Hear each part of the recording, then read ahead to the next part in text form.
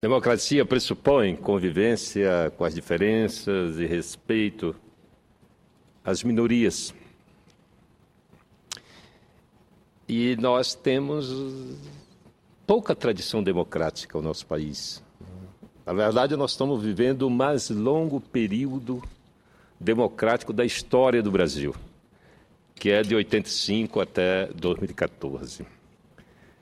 E nesse intervalo nós tivemos uma Constituição. Se escreveu uma nova Constituição e garantiu direitos. E entre os que tiveram os seus direitos respeitados estão os povos indígenas. A Constituição de 88 lhes garantiu o direito às suas terras, as terras em que habitavam no passado. Mas de lá para cá, esse direito vem sendo assegurado com enormes dificuldades. Também aos negros, não é? Passaram a ter direito às terras quilombolas que ocuparam, não é, ao longo da história. Mas esses direitos são de difícil execução. E agora, mais do que antes, a democracia em nosso país está com uma tendência muito forte em privilegiar o poder econômico. O poder econômico que está representado nesta casa. Até porque não são poucos aqueles que se elegem que não seja pela força do dinheiro. As eleições, de ano para ano, a cada eleição, se tornam muito mais custosas. Você gasta muito mais dinheiro. E olha que se pensava ao contrário, na medida em que se judicializasse o processo eleitoral, se poderia reduzir o preço das eleições. Aconteceu exatamente o contrário. Então, tanto no Congresso Nacional, Assembleia, Câmara Federal e Senado, a representação majoritária é do poder econômico. Voltando a falar no direito dos povos indígenas. Amanhã, senhores senadores, a Comissão Especial do Senado, que analisa a PEC 215, já pautou a votação dessa PEC. E essa PEC simplesmente ela anula os direitos constitucionais garantidos aos povos indígenas, porque ela transfere para a Câmara e para o Senado. Agora, imagine se nós vamos poder realizar isso. A última palavra é sobre os processos de identificação de terra indígena, demarcação e homologação.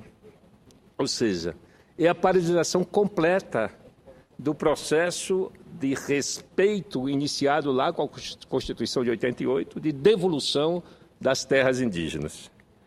Nesse sentido, eu gostaria de compartilhar uma informação, uma matéria do jornal o Globo de hoje, de segunda-feira, 15 de dezembro de 2014, assinada pelo jornalista Vinícius Sassini e Evandro Eboli. A matéria diz o seguinte, a manchete: STF julgará deputados por direcionar parecer.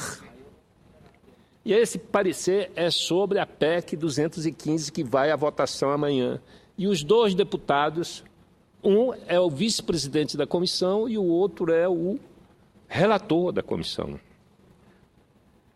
Eles são integrantes, não é, da Comissão sobre Demarcação de Terras Indígenas. A matéria diz o seguinte: a Justiça Federal de Mato Grosso enviou, na quarta-feira, ao Supremo Tribunal Federal, o processo que investiga possível envolvimento dos deputados federais Osmar Serralho, do PMDB do Paraná, e Nilson Leitão, do PSDB de Mato Grosso, em um suposto esquema de invasão de terras indígenas e arrecadação de R$30 mil para direcionar parecer na comissão da Câmara que trata de demarcação destas terras. A acusação é do Ministério Público Federal em Mato Grosso. Leitão é o vice-presidente da comissão especial que trata do tema e Serralho é o relator. Ambos são ligados aos ruralistas. A decisão de enviar a investigação ao STF, onde são julgadas autoridades com foro, foi do juiz federal da Barra do Garça, César Augusto Bearze. A Procuradoria-Geral da República se manifestará pela abertura, ou não, de processo contra os 2 deputados no STF. Escutas realizadas com autorização judicial e obtida pelo Ministério Público demonstram, segundo os procuradores, o pagamento de R$30 mil ao advogado Rude Maia Ferraz, que foi ligado à Confederação Nacional da Agricultura, a CNA, e teria auxiliado Serralho em seu relatório. Sebastião Ferreira Prado, presidente de uma associação de produtores rurais do Estado, foi flagrado em gravações. Foi ele quem revelou o suposto pagamento. O relatório de Serralho poderá ser votado amanhã, quarta-feira, 16 de dezembro. E prevê que o Congresso dê a palavra final sobre demarcação de terras indígenas, não apenas demarcação, mas também identificação, demarcação e homologação. E não mais o Executivo. Ora, se o Executivo, com a capacidade que tem, com os quadros que dispõe, com os instrumentos que tem à sua disposição, de 1988 a 2014, décadas se passaram, e esse processo ainda de devolução das terras indígenas continua empacado. Depois, quando não empaca, nos procedimentos de identificação, demarcação, homologação, depois que está tudo concluído, uma vez homologado, aí entra a contestação judicial, que está aí mais 10, 15, 20 anos para uma definição final. Concluindo aqui a matéria, o relator classificou a acusação do Ministério Público, entre aspas, como ridícula. O deputado Nilson Leitão disse estar tranquilo com o envio do caso para o STF e não acredita que a denúncia vá prosperar. O advogado Rude Ferraz disse ter saído da CNA no início de 2013 e que seu envolvimento é um tremendo equívoco.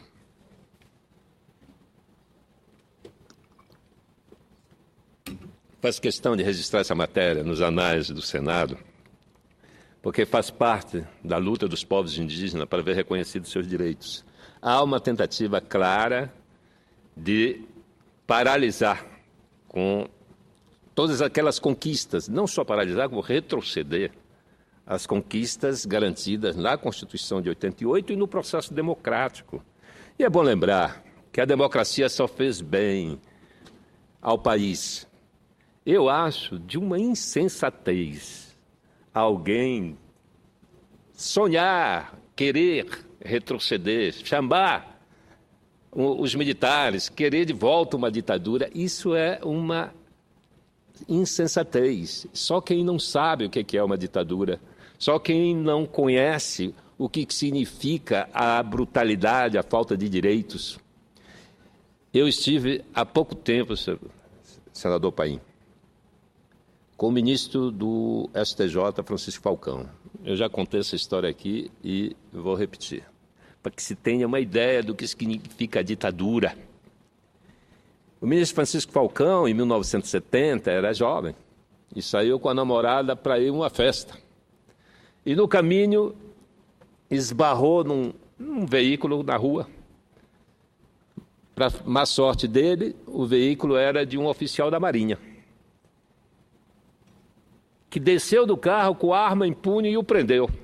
Agora, imagine se isso acontecesse nos centenas ou milhares de acidentes que ocorrem em todo o país, a cada dia, né? Pois ele foi levado preso para o quartel. E o ministro Francisco Falcão era filho do ministro Falcão, o jovem, que hoje é presidente do STJ, o pai, na época, era ministro do Supremo. Agora, se eles faziam isso com um filho do ministro do Supremo, agora imagine com uma pessoa comum do povo. Essa imagem é a imagem da ditadura. E depois, nós temos que entender, e vamos aos indicadores sociais. Senador Aureliano, vamos aos indicadores sociais. A democracia melhorou esse país, isso está claro. Nós batemos, a expectativa de vida do brasileiro hoje é de 74 anos e 9 meses. A mortalidade infantil caiu em 15 por cada 1.000 crianças nascidas vivas. Apenas 15, apenas não, ainda é muito. Ainda é consequência da fome, da falta de saneamento, não é? Ainda temos essas perdas. Mas nos anos 60, a expectativa de vida era 44 anos, 45 anos. A mortalidade infantil era acima de 100. A partir dos anos 80 para cá, a partir da redemocratização, esses dados foram melhorando. Concedo a palavra com muita satisfação.